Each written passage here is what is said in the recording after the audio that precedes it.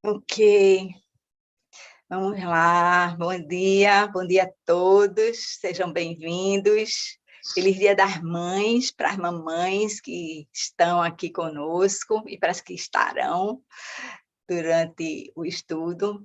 O Senhor abençoe a todas nós. Pai amado, Pai querido, obrigada, Deus. Obrigada porque você está aqui conosco. Obrigada, Deus, porque você é o nosso Pai, você é o nosso Criador, você é aquele que nos coloca, Senhor, aqui na terra e nos leva de volta para casa, porque tu nos amas. Obrigada, Deus. Obrigada pela revelação da tua palavra.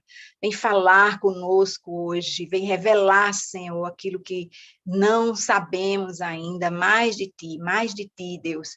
E o Teu Espírito Santo esteja nos atraindo cada vez mais para amar a Tua palavra e ler a Tua palavra com sede, com fome, comê-la, Senhor, para que possamos estar presos, conectados contigo, da forma como Tu queres. Obrigada, Pai. Te agradecemos em nome de Jesus. Amém. Amém, amém. Bom dia de novo, amados. Todos sejam bem-vindos aqui. Hoje vamos falar do capítulo 8 de João, mas relembrando, né, um pouco para fazer a relação, e hoje a gente tem uma relação bem forte aí do capítulo 7 com o capítulo 8, tá? Então, relembrando um pouco do capítulo 7, nós vimos que Jesus vai à festa dos tabernáculos, mas foi de um jeito discreto, né? Porque ainda não era o seu tempo. A gente viu que Jesus falou, né, de um princípio que a compreensão espiritual não é produzida apenas pelo aprendizado de fatos, né, de procedimentos, mas depende da nossa obediência verdadeira. A gente viu que Jesus se levantou e disse o quê? Se alguém tem sede, venha a mim e beba. Quem crer em mim, como dizem as Escrituras, do seu interior fluirão rios de água viva. E ele estava se referindo a nós que cremos, né? Aos que creem nele, aos que iriam crer também. E o versículo 53, ele é muito especial para nós hoje, né? Vamos começar com essa parte que me ensinou muito esses dias, essa semana. O versículo 53, ele diz, então cada um foi para a sua casa. E os estudiosos, eles entendem que, apesar da divisão ter sido feita aí, né, do capítulo, esse é o último capítulo, 53, o último versículo do capítulo 7, eles entendem que, então, cada um foi para casa, fica melhor arrumado. Você sabe que no original não havia divisão de capítulos, né? Mas que ele fica melhor associado com o trecho inicial do capítulo 8.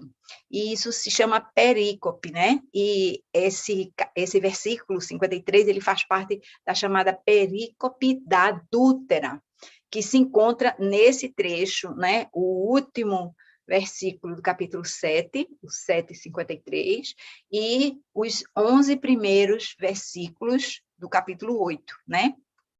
Explicando, se você não sabe o que é perícope, eu não sabia, até um dia desses, estudando no SAT, que perícope é um trecho retirado de um texto maior, né? Por exemplo, um capítulo, a gente retira um texto, uma parte, algum conjunto de versículos, que tem sentido completo. Então, perícope é como se fosse uma periferia, um invólucro, né?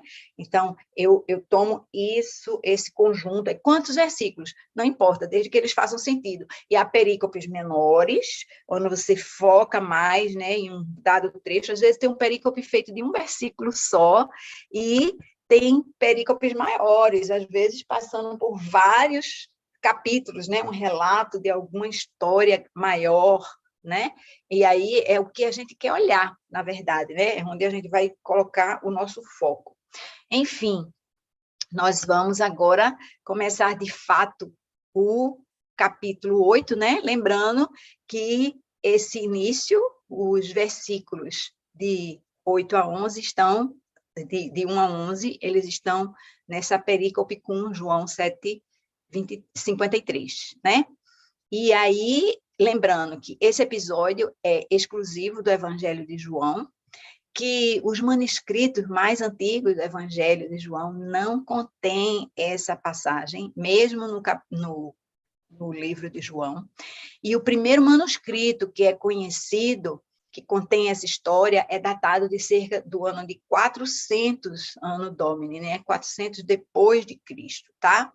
Vários estudiosos, é importante lembrar, que eles acreditam que algum escriba cristão deve ter inserido a passagem no Evangelho de João, porém, muitos estudiosos da crítica textual, que é uma área de estudo que eu também não era muito familiarizada, olhei muito, aprendi muito sobre crítica textual essa semana, e eles argumentam, entre outras coisas, né, por análise, que 85% dos manuscritos gregos, eles incluem essa passagem, e que 85% é uma taxa muito elevada para isso ser uma inserção. Então, eles acreditam que isso realmente estava lá, embora os escritos antigos eles tenham sido muito deteriorados, né, com o tempo, e há escritos mais antigos do que esse que eu mencionei, de 400 Anno Domini, que não estão escritos, mas não contêm esses versículos iniciais, né, com essa historinha que a gente vai ver agora, que é da mulher adúltera, está aí em cima no título, né? Ela tem até um nome, a perícope da adúltera, como eu falei. E esses escritores cristãos já mencionavam, alguns, né, deles, essa passagem no século II, ou seja, antes desse texto que comprova, né, a existência desse trecho aqui, os escritores cristãos já mencionavam isso nos seus comentários, então é por isso que eles acreditam que realmente esse trecho deve estar na Bíblia. Em algumas versões antigas da Bíblia, esse trecho aparece entre colchetes, né, separado com alguma notinha de rodapé, dizendo, olha, isso aqui pode ter sido adicionado depois, né? Enfim, vamos começar no trecho 1, versículos 1 a 6a. A palavra diz assim, Jesus, porém, foi para o Monte das Oliveiras. Lembra, as pessoas tinham ido cada uma para as suas casas, no versículo 53 do capítulo 7. E aí esse porém associa aqui. Jesus, porém, foi para o Monte das Oliveiras. Ao amanhecer, ele apareceu novamente no templo, onde todo o povo se reuniu ao seu redor, e ele se assentou para ensiná-lo. Os mestres da lei, os fariseus, trouxeram-lhe uma mulher surpreendida em adultério e fizeram-na ficar em pé diante de todos e disseram a Jesus, mestre, essa mulher foi surpreendida em ato de adultério. Na lei, Moisés nos ordena apedrejar tais mulheres. E o Senhor, o que diz? Eles estavam usando essa pergunta como armadilha, a fim de terem uma base para acusá-lo. Muitos comentários aqui, eu vou tentar não me deter aqui muito nesse trecho, mas muita coisa para explorar. Primeiro, o questionamento, será que essa acusação era em cima de um fato, de alguma coisa que realmente aconteceu? A palavra diz que a mulher foi pega em adultério, mas onde é que estava o homem com quem essa mulher estava adulterando? Aqueles fariseus e mestres da lei que trouxeram essa mulher, eles citaram a lei de Moisés, né? E a lei dizia, de fato, que, havendo duas ou mais testemunhas, as duas pessoas deveriam ser apedrejadas, não era somente a mulher. Eles trouxeram a mulher... Poxa.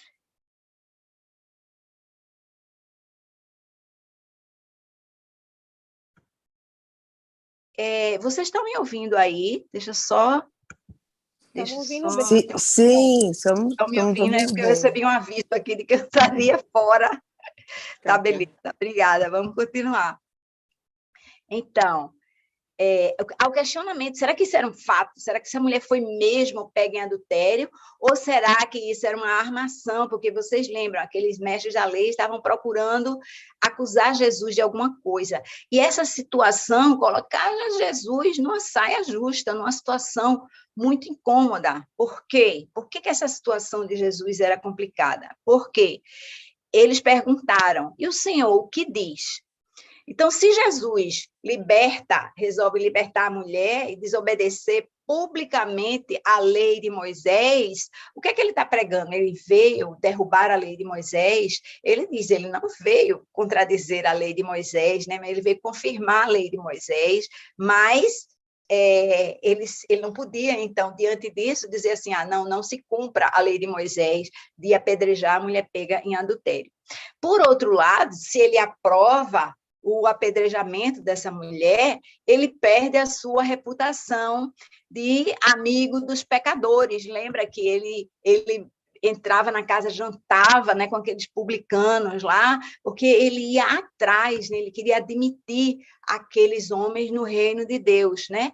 E ele ia arriscar também ter problemas com o governo romano, porque depois você lembra da confusão, quando aqueles mestres da lei queriam matar Jesus, mas eles precisavam realmente que o governo romano fizesse isso, porque eles não tinham autorização de fazer. Então, assim, era uma situação complicada, né, para Jesus, mas o que acontece, a gente sabe, né, que Jesus estava conectado com o céu, então Deus deu a ele sabedoria do alto, né? E aí vamos ver como é que essa história prossegue. O texto diz assim, a partir do versículo 6b para o 11. Mas Jesus inclinou-se e começou a escrever no chão com o dedo. Visto que continuavam a interrogá-lo, ele se levantou e lhes disse, se algum de vocês estiver sem pecado, seja o primeiro a atirar pedra nela. Inclinou-se novamente e continuou escrevendo no chão. Os que o ouviram foram saindo, um de cada vez, começando pelos mais velhos. Jesus ficou só, com a mulher em pé diante dele. Então Jesus pôs-se em pé e perguntou-lhe, mulher, onde estão eles? Ninguém a condenou? Ninguém, Senhor, disse ela. Declarou Jesus, eu também não a condeno. Agora vá e abandone sua vida de pecado. Esse texto, ele fala de Jesus escrevendo no chão, e sempre foi uma coisa que me intrigou muito, né? Por que Jesus estava escrevendo no chão? O que ele estava escrevendo no chão? Então, é interessante porque os comentaristas, eles falam assim, olha, a palavra não diz o que ele estava escrevendo no chão. Isso, com certeza, significa que não importa o que ele estava escrevendo no chão, mas está registrado o fato de que ele escrevia no chão, né? Será que ele queria mostrar somente que ele sabia escrever? Lembra? Porque esse texto está muito associado com o texto anterior, né, de João 7, onde foi questionado pelos fariseus, ele estudou com quem? Com quem ele estudou? Quem foi o mestre dele? E muita gente naquela época não sabia ler, não sabia escrever, não é? E Jesus talvez estivesse demonstrando ali que ele sabia escrever, né? Será que ele estava escrevendo ali no chão o que seria uma sentença justa? O que era de fato a justiça, né, celestial? A gente não sabe o que estava sendo escrito, a gente só sabe que Jesus estava escrevendo, né, por algum motivo, ele estava registrando ali, ou dando um tempo, né, para Deus falar a ele, né, o que ele devia fazer. Na lei judaica, a testemunha que acusava a pessoa pega em adultério, ela iniciava o apedrejamento. Esse é um detalhe muito interessante, porque está totalmente associado com o que Jesus falou em seguida, né? A testemunha vai apedrejar. E aí, então, Jesus, ele não pergunta textualmente, mas ele, de certa forma, ele diz assim, quem se achar no direito, né, de acusar essa mulher, se pronuncie começando o apedrejamento, lançando, né, uma pedra nela. Ele diz, se algum de vocês estiver sem pecado, seja o primeiro a atirar pedra nela, né? E assim que ele questionou, né, essa veracidade do fato, né, a pureza do acusador, você que está acusando, né, essa mulher de pecado, você está sem pecado para estar acusando. E aqui está uma mensagem velada, né, para todos nós, porque para a gente é muito fácil ver o erro dos outros, né? mas a gente não olha para nós mesmos, o que nós devemos fazer, né? A Jesus cabe julgar todos, não a nós. A nós cabe julgar e olhar para nós mesmos. A gente, às vezes, está ouvindo uma lição, e aí as pessoas ficam assim, é mesmo, fulano faz assim, assim, assim, não devia, isso está errado, está certo, quando a gente devia estar sempre refletindo sobre a nossa própria vida, né? Está aqui o recado de Jesus para nós hoje, nessa forma. Desculpa.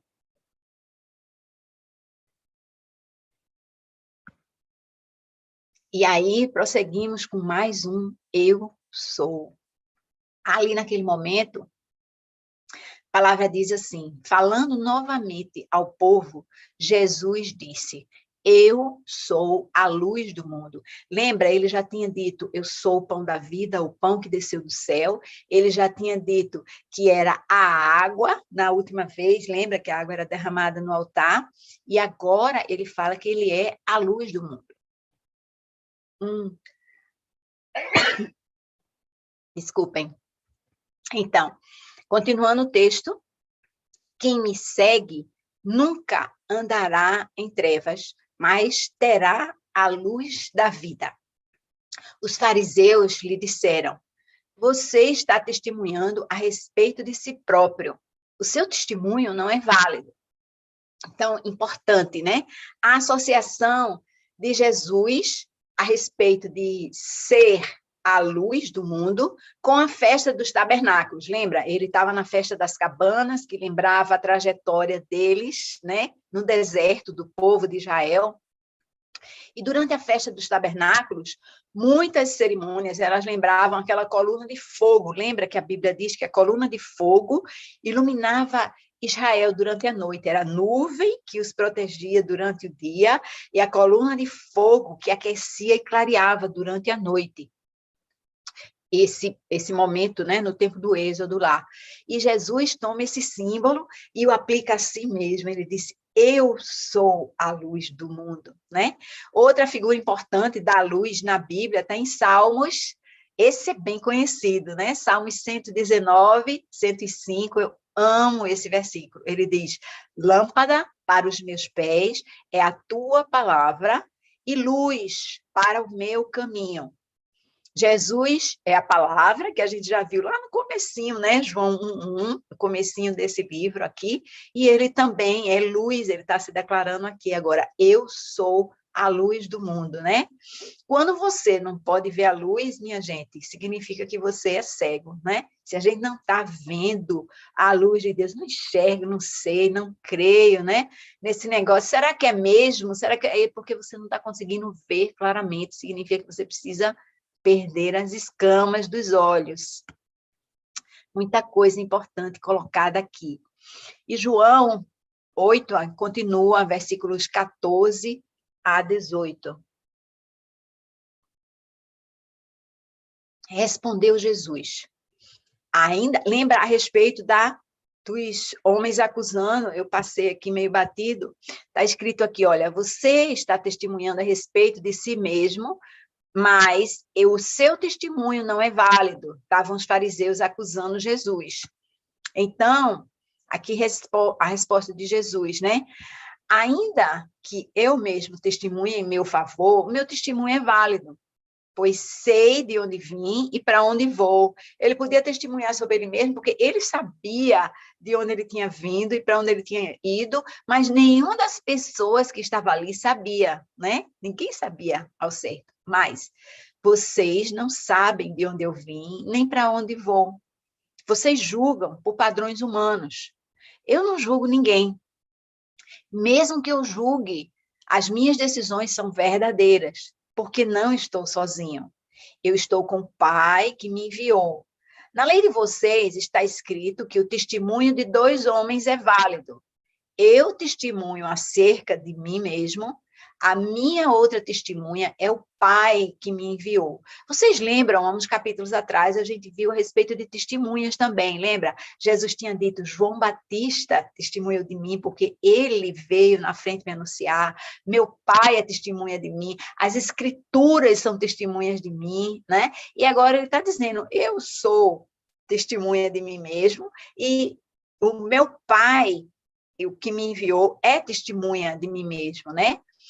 O testemunho de Jesus sobre ele mesmo vale mais do que os homens, né? O que Jesus fala é a verdade, e ele diz assim: minhas decisões são verdadeiras.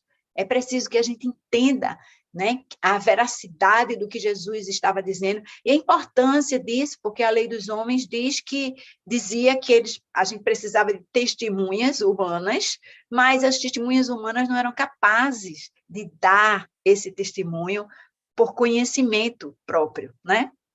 Jesus tem duas testemunhas, ele próprio e o Pai. Será que precisa de mais testemunha do que isso, minha gente? O que vocês acham aí? Mas aquele povo não tinha. Eu sempre acho que a gente tem uma vantagem tão grande, Jesus, sobre todo aquele povo, porque tudo está descortinado diante de nós, não é verdade? Aí João 8 continua nos versículos 19 a 22, dizendo assim: então perguntaram-lhe: onde está seu pai? Respondeu Jesus: vocês não conhecem nem a mim, nem a meu pai. Se conhecessem, também conheceriam a meu pai. Se me conhecessem, também conheceriam a meu pai.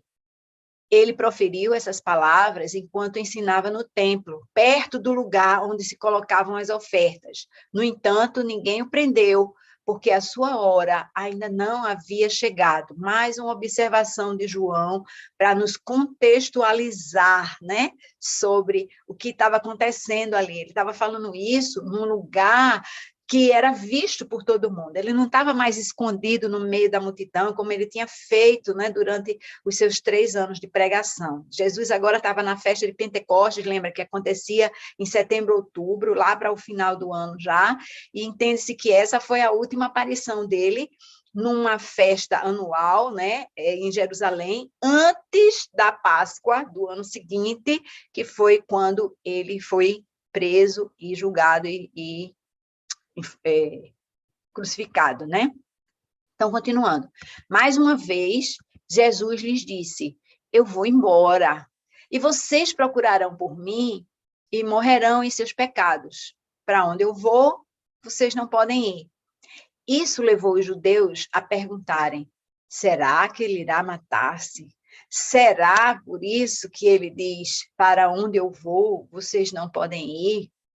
Esses fariseus, eles primeiro perguntaram lá, né, pelo pai de Jesus, isso como um insulto, pensando numa concepção ilícita. Lembra que Maria, ela deu à luz a Jesus enquanto ainda era noiva de José, né? E José permaneceu, a palavra diz, né, que ele tomou Maria como sua esposa, mas ele não teve relações com ela até que ela deu à luz a Jesus. E aí o fato, né, de que a Virgem deu à luz ao Salvador do mundo. E havia, né, muito insulto, insinuações, né, a respeito dessa origem de Jesus, né? E eles estão ali perguntando: onde é que está seu pai, né? Ali para insultar Jesus. E é importante que Jesus, ele não sai, né, do controle, ele tem aquele fruto do Espírito chamado domínio próprio, né? Ele não se exalta, ele não se escandaliza, ele não se ofende. Ele diz: eu sei, vocês não sabem nada sobre mim. Eu sei a respeito de mim, né? E se vocês me conhecessem, vocês também conheceriam a meu Pai.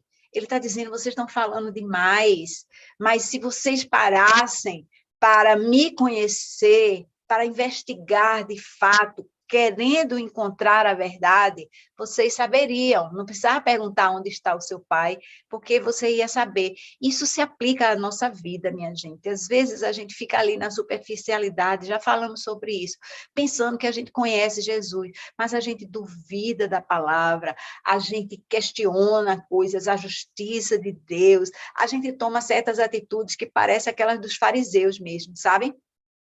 E aí, por fim, vem essa pergunta, né? Será que ele irá matar-se? Essa pergunta é ainda outra afronta a Jesus, né? Porque o suicídio era considerado o pior de todos os pecados, o tirar a própria vida, né? Era o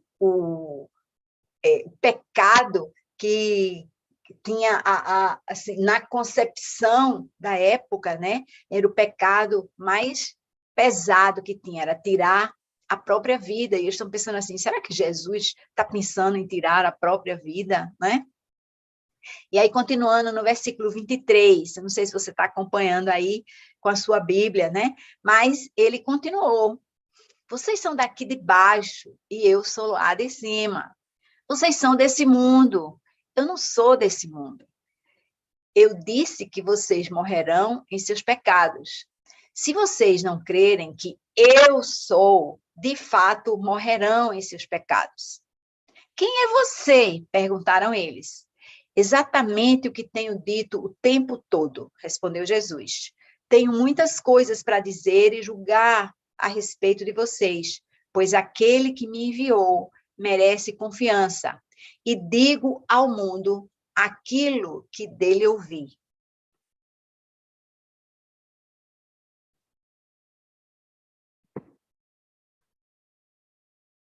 Desculpa, só um instantinho. Aqui tem o primeiro eu sou. Eu sou sem mais nada, contextualmente. Vê, um pouquinho para trás, alguns versículos atrás, nós vimos Jesus dizendo, eu sou a luz do mundo. É uma daquelas declarações, né, de que eu sou o pão da vida, eu sou a água, né, e eu sou a luz do mundo. Mas agora, Jesus se remete àquela fala de Deus com Moisés, lá lembra no episódio da sarça ardente?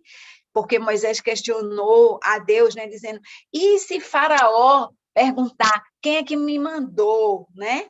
Aí ele diz assim, quem lhe mandou, quem tinha enviado Moisés, foi Deus. Ele disse, quem é você? O que eu diga a ele? Diga a ele que eu sou. E agora Jesus repete a mesma fala de Deus, né?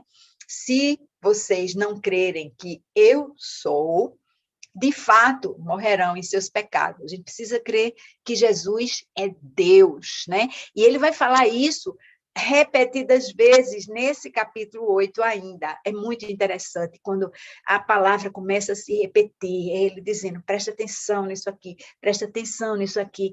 Jesus está declarando que ele é Deus. Agora chegou a hora dele se revelar àquelas pessoas como Deus, né, como filho do Pai Celestial, como enviado, o Messias é enviado em nosso resgate, né? Ele está falando isso, é uma declaração de divindade da sua pessoa, né? Mas os fariseus continuavam perguntando, né? Quem é você? Eles continuavam perguntando para ver se Jesus iria dizer algo que justificasse prendê-lo, lembra? Porque ele falava de acordo com as escrituras. Então, eles não tinham por onde pegar Jesus, no fim, eles vão querer usar uma mentira. Ele disse isso, ele disse aquilo, né? Mas eles continuavam questionando: quem você é? Quem você é? E continua ainda o diálogo, né, de Jesus com esses fariseus. Versículo 27 diz assim: eles não entenderam que lhes estava falando a respeito do Pai. Então, Jesus disse: quando vocês levantarem o Filho do Homem, saberão que eu sou, e que nada faço de mim mesmo, mas falo exatamente o que o Pai me ensinou. Aquele que me enviou está comigo, ele não me deixou sozinho, pois sempre faço o que lhe agrada. Tenho dito essas coisas, e aí, tendo dito essas coisas, muitos creram nele. Disse Jesus, aos judeus que haviam crido nele: se vocês permanecerem firmes na minha palavra, verdadeiramente serão meus discípulos e conhecerão a verdade, e a verdade os libertará. Eles lhe responderam: somos descendentes de Abraão e nunca fomos escravos de ninguém. Como você pode dizer que seremos livres? Gente, se a gente pegasse esse slide daqui, esse trecho, né, de João 8, e a gente meditasse sobre ele, a gente ia descobrir a nossa identidade, a gente ia descobrir o caminho, né, para a vida, aquela vida abundante que Jesus veio realizar para nós, ele veio trazer para a nossa vida, né? Primeiro, Jesus está falando aqui, logo no comecinho eu grifei aqui esse trecho, mesmo deixando em preto, né? Quando vocês levantarem o Filho do Homem. Claro, Jesus já sabia que ele ia ser levantado na cruz, ele ia ser crucificado, né? E ele disse, naquela hora vai haver revelação. Naquela hora, lembra? Que até o centurião disse, esse é verdadeiramente o Filho de Deus, né? Ele não estava nas discussões e tal, mas ele assistiu aquilo e aquilo foi revelador. Quando Jesus foi crucificado, vocês entenderão que aquele ato de Jesus, né, aquela entrega de Jesus, era em obediência ao seu Pai celestial. E aí é muito importante, né, que a gente entenda que a gente deve, olha outra repetição aqui nesse trecho. Eu quero prender isso aqui, minha gente, para vocês. Jesus disse aos judeus que haviam crido, aos que haviam crido, não os que estavam ali procurando matá-lo, procurando acusá-lo, né? Ele disse, você que está procurando por mim, se vocês permanecerem firmes na minha palavra, verdadeiramente serão meus discípulos. Você quer ser discípulo de Jesus? Veja o caminho, ele está deixando claro, né? Permanecer firme na palavra dele. Lembra dessa palavra? Permanecer. Ela se repete. Permanecer firme. Permanecer em mim. Permanecer na minha palavra, né? Jesus está fazendo um convite para nós. E aí, vê, ele diz uma consequência disso. É que a gente vai conhecer a verdade. Quando a gente permanece nele, lembra? A gente tem revelação da nossa identidade, de quem nós fomos, da queda, né? Mas da justificação, a gente entende isso e a gente recebe esse presente de verdade, porque às vezes a gente diz que recebe, mas não recebe, e aí a gente não desfruta dessa libertação que ele nos oferece, né? E a palavra diz assim, você deve permanecer. E aí, sendo discípulo, você conhece a verdade, e a verdade é que nos liberta. A verdade. Então, nós temos que entender, assimilar essa verdade sobre a nossa vida, e isso vai nos libertar das nossas mágoas, das nossas frustrações, das nossas feridas, aquelas feridas da alma, né, de acusação, de abuso, de tanta experiência negativa que a gente pode passar na vida, né? E, por fim, tem esse trecho aqui, que eles responderam. Agora, eles se sentem ofendidos. Você vê, ao invés daqueles homens que estavam ali presentes, né, assimilarem, receberem o que Jesus estava dizendo, eles tinham que falar sobre eles, né? Eles tinham que se declarar, espera aí, que história é essa de você me libertar? Eu sou descendente de Abraão, nós somos descendentes de Abraão. A gente nunca foi escravo de ninguém. Como é que você pode dizer que nós vamos ser livres? Minha gente, esse povo tinha sido escravo no Egito. Eles tinham sido escravos na Pérsia, na Síria, e agora eles eram escravos de Roma. Era um fato atual. Eles eram escravos dos romanos. E eles estavam dizendo, a gente nunca foi escravo de ninguém. Mesmo no mundo material, eles não assumiam esse papel. Eles viviam sempre naquela, somos filhos de Abraão, somos descendentes de Abraão. A gente, às vezes, fica assim, né? Não preciso de salvação, não preciso disso, eu estou bem, eu estou bom, né? A gente tem essa ilusão, é claro que é ilusão, né? Está tudo registrado, né? E a história confirma os fatos históricos na Bíblia, né? Então, vamos em frente aqui nessa história, vamos ver se a gente cai na real, né? A nossa situação, verdadeiramente, tá? Então, João 8, né, nos versículos 34 a 38, diz, Jesus respondeu, digo a vocês a verdade, todo aquele que vive pecando é escravo do pecado. O escravo não tem lugar permanente na família, mas o filho pertence a ela para sempre. Portanto, se o filho os libertar, vocês, de fato, serão livres. Eu sei que vocês são descendentes de Abraão. Contudo, estão procurando matar-me, porque em vocês não há lugar para a minha palavra. Eu estou dizendo o que vi na presença do Pai, e vocês fazem o que ouviram do Pai de vocês. Gente, aqui há um contraste muito grande nesse trecho, né? Jesus está dizendo, olha, eu digo a vocês a verdade. Todo aquele que vive pecando é escravo do pecado. Então, ele diz assim, ó, vocês, a gente estava falando, eu falei de escravidão, né, de se libertar, e vocês disseram, nunca fomos escravos de ninguém, que a gente já verificou, né, no slide anterior, que isso não é verdade no mundo material. E eles estavam pensando no mundo material e ainda assim não se enxergavam ali. Mas Jesus está dizendo aqui, eu estou falando de escravo do pecado, eu estou falando no mundo espiritual aqui, vamos ver se a gente alinha essa conversa, né? Ele diz, o escravo, ele não tem um lugar permanente numa casa, numa família, né? Mas o filho pertence, eu estou chamando vocês para serem filhos, né, da casa, e não escravos do pecado. E aí, Jesus diz uma frase clássica, né? Essa é muito conhecida.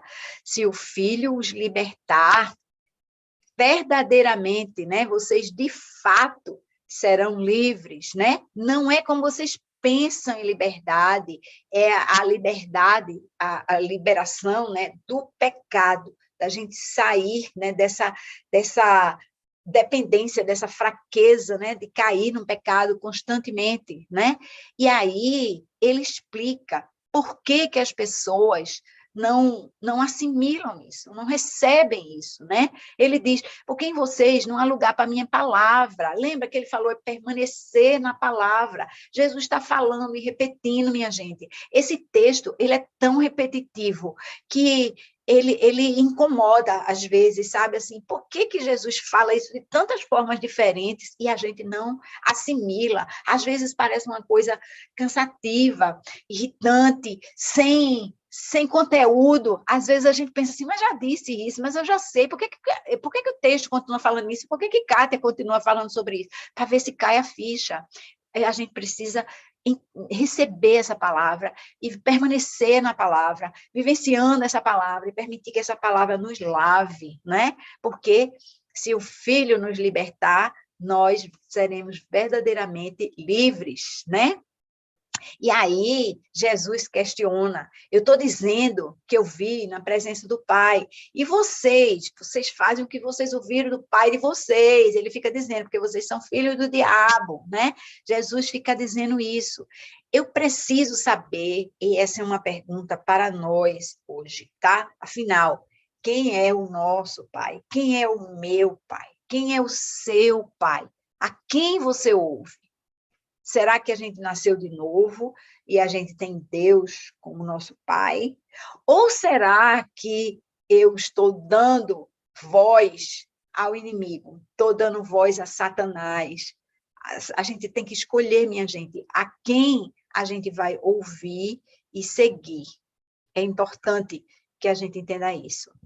E aí, prosseguindo no versículo 39, Abraão é nosso pai, responderam eles. Lembra como eles viviam apegados naquela coisa, né, de Abraão, desse filho de Abraão, desse descendente de Abraão.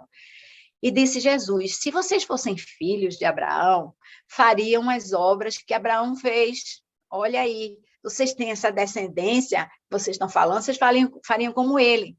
Mas vocês estão procurando matar-me, sendo que eu falei a vocês a verdade que eu ouvi de Deus.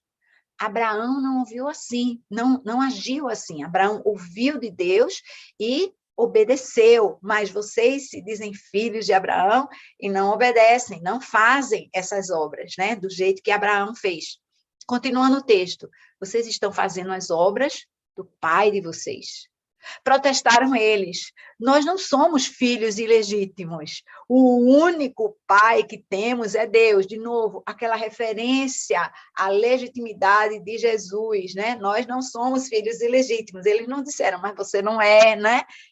Mas eles estavam ali insinuando, né? Era um confronto, vocês percebem? Eles não estavam ali para receber aquela palavra de Jesus. Às vezes a nossa postura é essa, né? A gente fica criticando, né? Questionando a palavra, levantando argumentos contra, ao invés de a gente dizer, Senhor, me mostra, Senhor, me ilumina, Senhor, abre os meus olhos espirituais, a gente se coloca numa postura de, eu sou filho de Abraão, eu não preciso disso, eu não sei se esse negócio é verdadeiro, né? Isso a gente faz constantemente, né?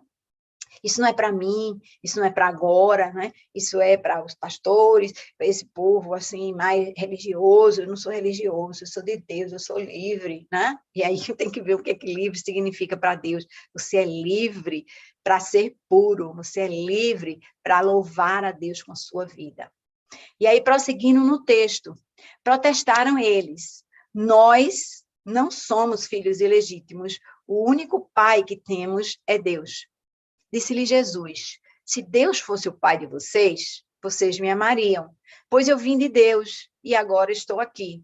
Eu não vim por mim mesmo, mas ele me enviou. Jesus declarando de novo que o Pai o enviou. Porque a minha linguagem não é clara para vocês, porque são incapazes de ouvir o que eu digo. Olha o que Jesus fala agora, eu ressaltei em vermelho. Vocês pertencem ao pai de vocês, o diabo, e querem realizar o desejo dele. Ele foi homicida desde o princípio e não se apegou à verdade, pois não há verdade nele. Quando mente, fala da sua própria língua, pois é mentiroso e pai da mentira. No entanto, vocês não creem em mim, porque digo a verdade. Gente do céu, mais claro do que isso é impossível. Jesus, ele foi urgente, né? Ele tocou assim: vocês são filhos do diabo, vocês estão querendo me matar, mas eu vim de Deus. Como é que você pode dizer, né, que está fazendo a vontade de Deus, quando você está querendo fazer exatamente o contrário? Vocês estão ouvindo a voz do diabo. E assim é para nós. Isso aqui tudo é muito ilustrativo, sabe, minha gente, da nossa natureza. A gente escolhe o pecado, a gente ouve a voz de Deus, né? E a gente escolhe a outra voz, né? Continuando, versículo 46. Qual de vocês pode me acusar de algum pecado? Se estou falando a verdade, por que vocês não creem em mim? Aquele que pertence a Deus ouve o que Deus diz. Vocês não ouvem porque não pertencem a Deus. Os judeus lhe responderam: não estamos certos em dizer que você é samaritano e está endemoniado. De novo, trazendo a localidade, né, de onde eles achavam que Jesus vinha, né, de Samaria, do samaritano. Disse Jesus: não estou endemoniado. Ao contrário, honro o meu Pai e vocês me desonram. Muitas vezes as pessoas estão ali louvando a Deus, né? E se exaltam, né? Se movem fisicamente, e as pessoas questionam, né? Essa pessoa que está aqui louvando a Deus, ou ela está endemoniada. É fácil saber, né? É só saber quem aquela pessoa está louvando agora. E Jesus está dizendo: eu honro o meu Pai, eu não estou endemoniado. Não estou buscando, continua a leitura, não estou buscando glória para mim, mas a quem o busque e julgue. Asseguro que se alguém obedecer à minha palavra, jamais verá a morte. Diante disso, os judeus exclamaram: agora sabemos que você está endemoniado. Ou seja, antes eles estavam falando à toa, mas agora eles têm certeza. Abraão morreu, bem como os profetas. Mas você diz que se alguém obedecer à sua palavra, nunca experimentará a morte. Você é maior do que o nosso pai Abraão. Ele morreu, bem como os profetas. Quem você pensa que é? Então, existe todo um questionamento, né? Quem você pensa que é? Eles dizendo isso a Jesus. Por que os nossos pais morreram? Abraão morreu, os profetas morreram. Quem você acha que é para dizer que não haverá morte? Então, eles estavam completamente desacreditando a palavra de Jesus e sempre colocando ele para trás, sempre colocando esse para trás, né? Esse diálogo de Jesus com os fariseus é um descortinar, porque Jesus vai falando a verdade do jeito que ela é, repetitivamente, e eles continuam ali sem acreditar, né? E colocando obstáculos àquilo que Jesus estava dizendo. Finalmente, esse trecho que diz assim, começando no versículo 54. Respondeu Jesus: se glorifico a mim mesma, a minha glória nada significa. Meu Pai, que vocês dizem ser o seu Deus, é quem me glorifica. Vocês não conhecem, mas eu o conheço. Se eu dissesse que não conheço, seria mentiroso como vocês. Mas eu, de fato, o conheço e obedeço a sua palavra. Abraão, pai de vocês, regozijou-se porque veria o meu dia. Ele o viu e alegrou-se. Disseram-lhe os judeus: você ainda não tem 50 anos e viu Abraão. Respondeu Jesus: eu afirmo que antes de Abraão nascer, eu sou. Então, eles apanharam pedras para apedrejá-lo, mas Jesus escondeu-se e saiu do templo.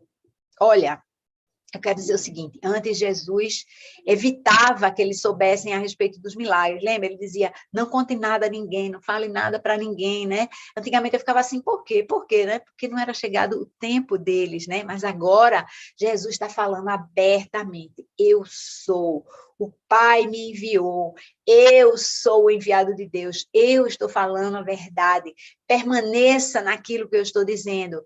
Jesus declarou tudo isso, e agora esses homens acham, de alguma forma, tudo que Jesus fala, e Jesus está repetindo ali, lembra daquela afirmação, né, de divindade que a gente falou aqui, eu sou, Jesus está dizendo, e eles dizem, sim, agora sim, você falou alguma coisa que a gente pode apedrejar você por causa disso. Então, é importante que a gente entenda, né, que a nossa colocação, né, o nosso coração é que vai fazer que a gente receba ou não receba a verdade colocada na nossa frente, diante dos nossos olhos.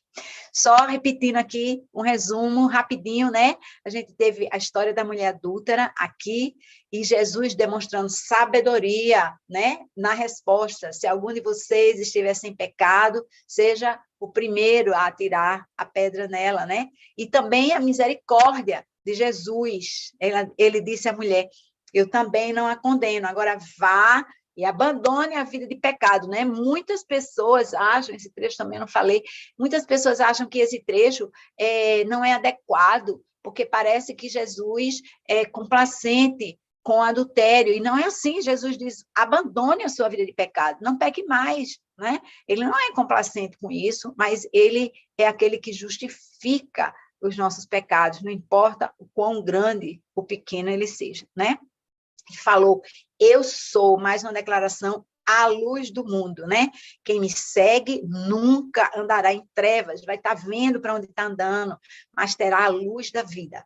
Jesus declara 3 vezes aqui nesse capítulo, eu sou, eu sou, eu sou, né? Do jeito que Deus falou para Moisés, lá no episódio da Sarça Ardente. E aí a gente viu nos versículos 31 e 32, se vocês permanecerem firmes na minha palavra, verdadeiramente serão meus discípulos e conhecerão a verdade, e a verdade é que vai libertá-los, tá? E, finalmente, o versículo 36, aqui no nosso realce, né? Portanto, se o Filho os libertar verdadeiramente, de fato, né? Vocês serão livres. Amém? Amém. Vamos lá agora para a nossa reuniãozinha aqui, nossa conversa, gente. Cadê vocês? Como é que estamos essa manhã? Parabéns para as mamães que entraram aí depois que a gente começou. Feliz Dia das Mães para vocês. Vamos, Tânia. Bom dia, querida. Feliz Dia das Mães para vocês. Eu acho esse capítulo assim de algo que toca fundo, né? Como a gente às vezes se coloca como se tivesse assim pensando como esses fariseus mas eu sou, vem para afirmar, vem para nos trazer a verdade, vem para literalmente nos libertar. Você, quando acaba de ler nessa leitura, e assim, é como se ela fosse entrando na gente, e como se ela fosse vivificando o nosso coração. Nossa, Kátia, a gente sai dessa leitura assim, renovada, presente de Dia das Mães. É como se tivesse literalmente entranhando nos nossos corações. Obrigado por esse presente lindo de hoje. Já me sinto presenteada, já estou aqui na casa do meu filho, e aqui perto de Gravatá, e assim, é muito bom receber agora a palavra viva para nos vivificar. Amo você, amiga. Amém, Beijo bom dia. grande. Amém, glória a Deus. Nós Glória todas a Deus. presenteadas. Amém. Amém. Quem vai mais, Aninha? Amém. Bom dia a todas, né, as mães aqui, parabéns.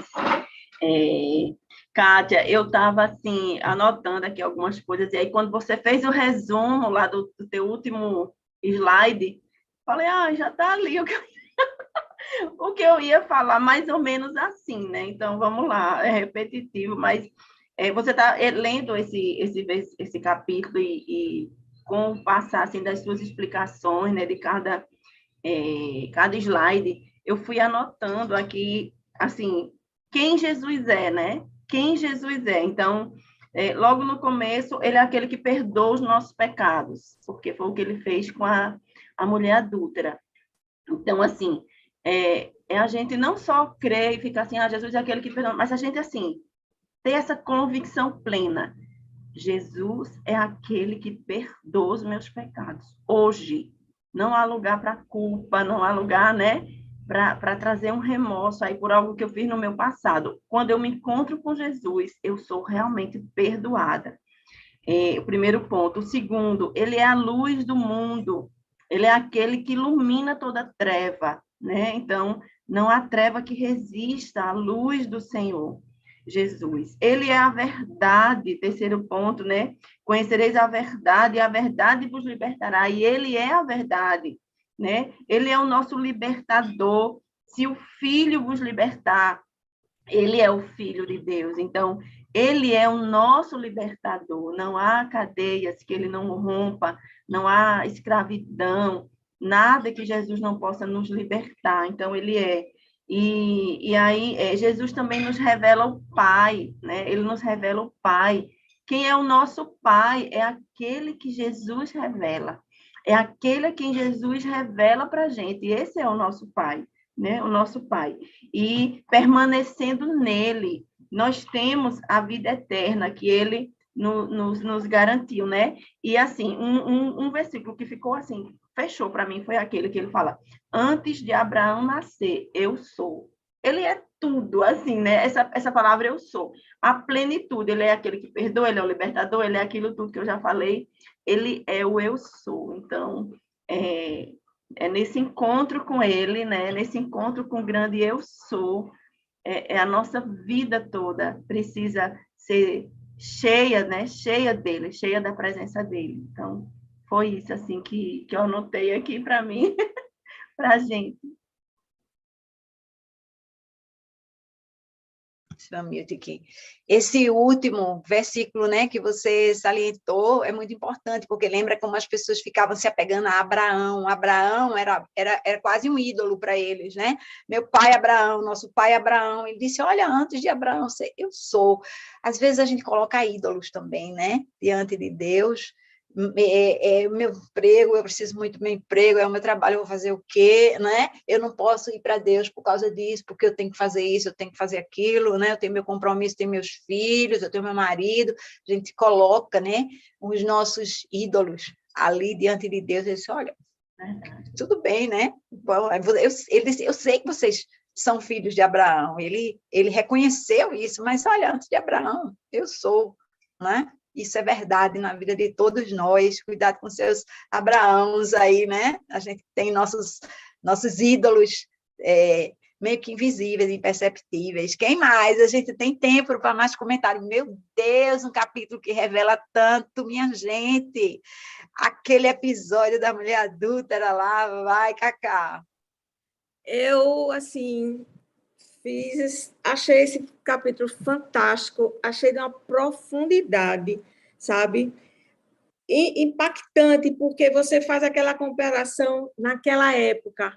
Jesus mostrava, as pessoas não conseguiam enxergá-lo como Deus, né? O Filho de Deus. Continuamos assim. Quantas pessoas não enxergam a Jesus como Filho de Deus, né? E até aqueles que realmente têm Jesus como Senhor e Salvador, na nossa condição humana, quando pecamos, somos filhos de quem? Verdadeiramente. O que nós realmente precisamos abrir mão da nossa natureza humana, né? Então, ficou assim, muito profundo em mim a questão de que Jesus é o nosso Pai, Jesus é Deus, Jesus está desde o princípio. Ele pode julgar qualquer pessoa, mas ele não julgou aquela mulher adúltera. Então, o que é que nos move, algumas vezes, em julgar, até mesmo só no nosso pensamento, uma determinada pessoa? Isso não é para fazer parte de nenhum de nós, verdadeiros cristãos. Não podemos fazer isso, né?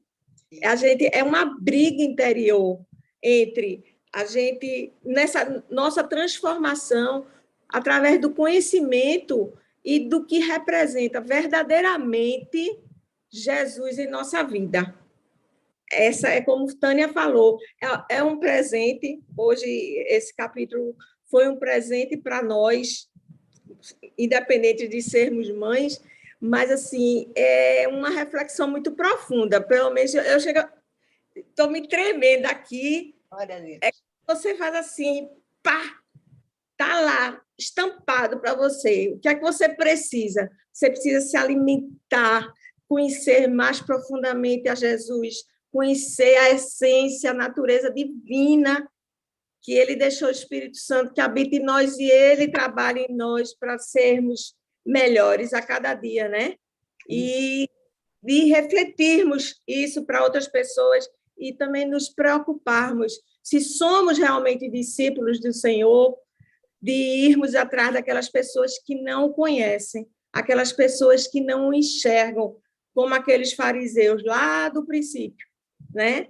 Então, isso, assim, me impactou profundamente, sabe? Mexeu muito comigo esse capítulo hoje, viu? Amém. Que Deus abençoe, viu, Kátia? Deus continue lhe trazendo essa verdade para todos nós, para uma reflexão mais profunda de como nós devemos nos comportarmos nesse mundo, né?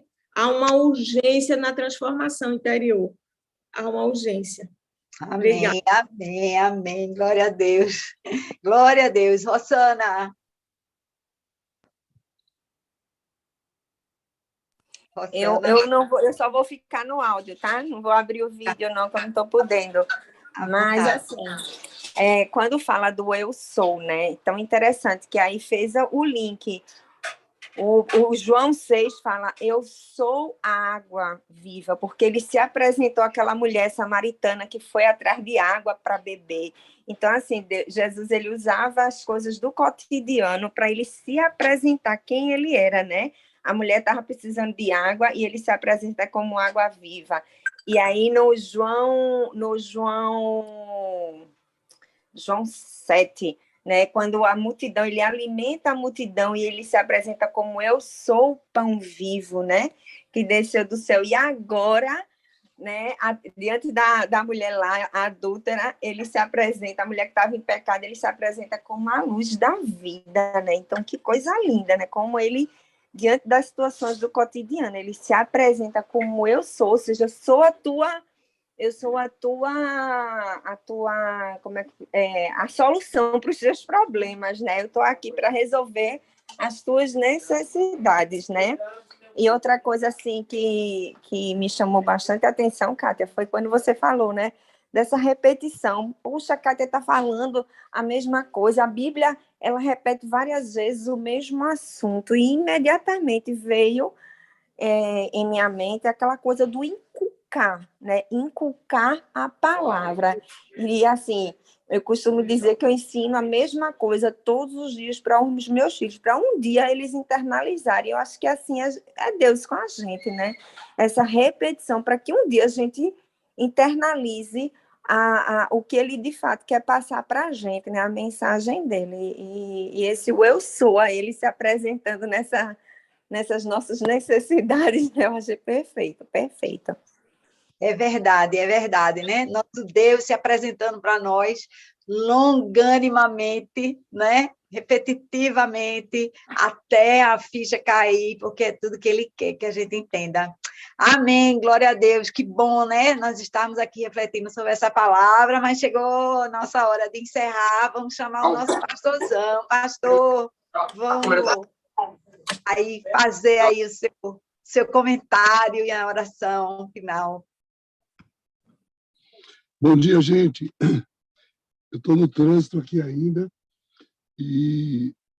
mas eu queria dizer para vocês que, assim, com a pouca voz que me resta aqui também, né, como é bom a gente perceber tudo isso que Jesus, quando ele diz tudo que ele é, quando a gente admira pessoas pelo que elas são, geralmente são qualidades inerentes à pessoa e os benefícios que traz para a própria pessoa.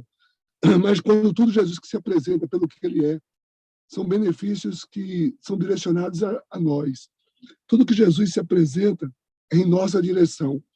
Então, Jesus, ele não é apenas alguém para ser admirado. Jesus não é apenas alguém para que a gente veja as suas qualidades e veja, poxa, ele é o cara. Não. Nós precisamos ver as qualidades de Jesus e nos apropriar. É tudo pela nossa vida, ou seja, exige uma ação de cada um de nós, exige uma reação de cada um de nós para tudo que Jesus é. Maravilha. Que isso possa trazer a cada um de nós uma atitude diante de tudo isso que Jesus é, e não apenas uma admiração passiva, né? Que nós possamos viver tudo aquilo que Jesus é por cada um de nós. Tá? Então, vamos orar.